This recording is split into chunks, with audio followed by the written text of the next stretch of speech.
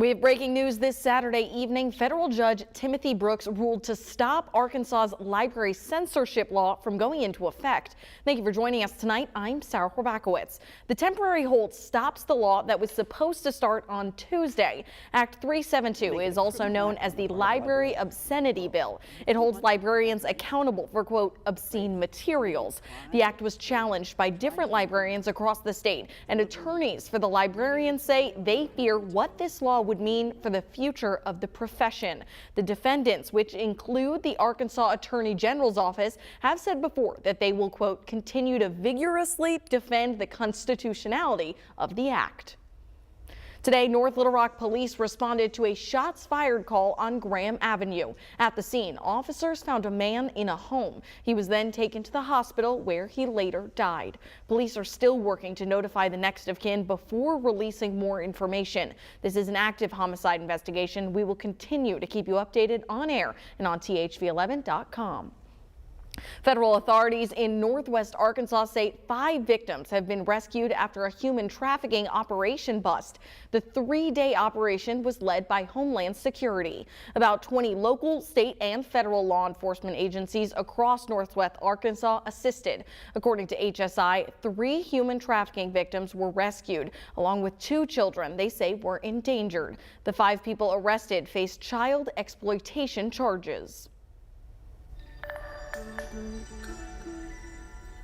Well, it's another day of intense heat in the forecast. Hopefully everybody's been staying cool out there. I wanted to quickly go ahead and highlight our 3-degree guarantee because I think it's important to show just how hot it was for today. So for our 3-degree guarantee, we were forecasting 100 degrees for today, and the actual high briefly actually reached 102 degrees. So we actually have seen the hottest day of the year so far today with a high of 102, and so far raised $1,000 to go towards a local nonprofit. So we are continuing to feel the heat in the forecast. Tonight will be pretty warm. Temperatures dropping in the 80s at around the 9 o'clock hour and continuing to drop overnight into the low 80s, upper 70s. Another hot day in store for our Sunday where we'll likely make a run for 100 degrees once again and heat index values in the triple digits. So are we going to be seeing relief anytime soon? Well, I'll explain in the forecast in minutes.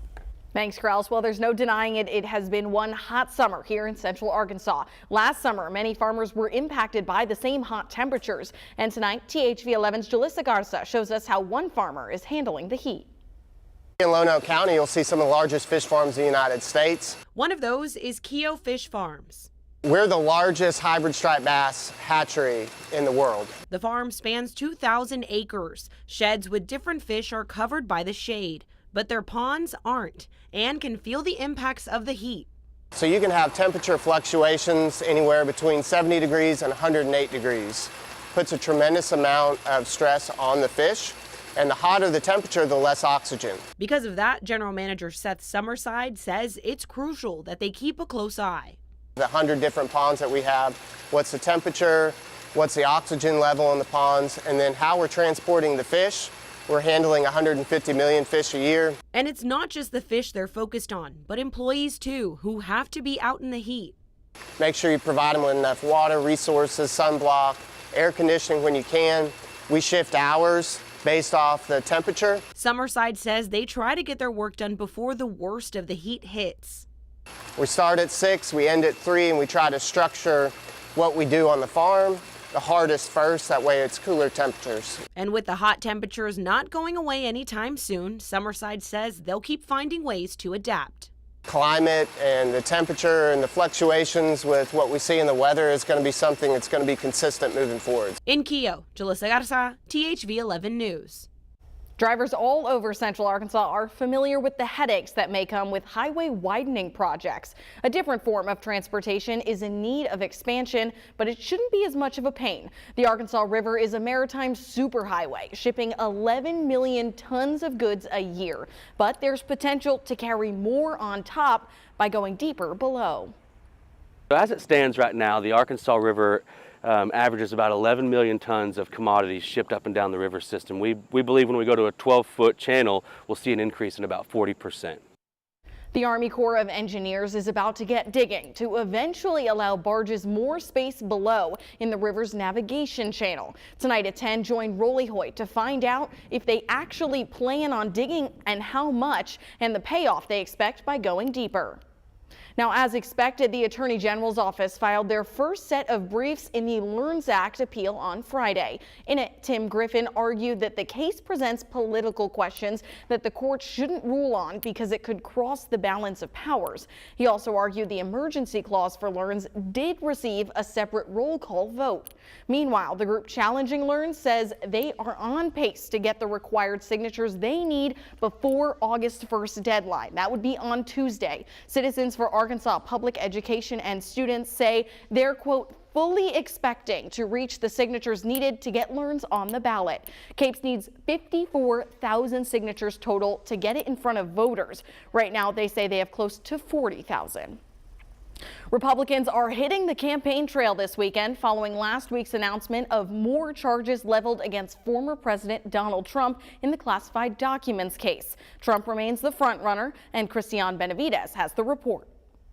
I think this country's in a lot of trouble. Former Vice President Mike Pence and former South Carolina Governor Nikki Haley, both among the many GOP candidates hitting the trail this weekend. No more whining, no more complaining. Now we get to work. On Friday, most GOP candidates were in Iowa, careful not to call out former President Trump after new charges were leveled against him this week over his alleged mishandling of classified documents. Former Congressman Will Hurd was booed after speaking about it. Donald Trump is running to stay out of prison. And if we elect... In Erie, Pennsylvania, President Trump rallying his base Saturday. These are ridiculous indictments, and all they're doing is hoping for massive election interference. That's all they want to do. They want to damage the leading candidate, by the way, leading by far, I have to say. Some of those in attendance echoed the former president's sentiment that his legal problems amount to political persecution. I think it's just, unfortunately, politics on both sides. I don't think it's anything made of it. It's political garbage, and I'm not going to swear, but that's what it is. They're just trying to smear his name, and it's not working. Some polls show Trump leads the Republican field by as much as 30 points. Christian Benavides, CBS News. All of this is happening as we inch closer to the first GOP debate. We're less than a month away from when it's scheduled to take place on August 23rd. And former Arkansas Governor Asa Hutchinson said earlier this month that he's short of the required donations needed to join the debates next month. But tomorrow morning, Hutchinson will be on Face the Nation with Margaret Brennan at 9:30 right here on THV 11.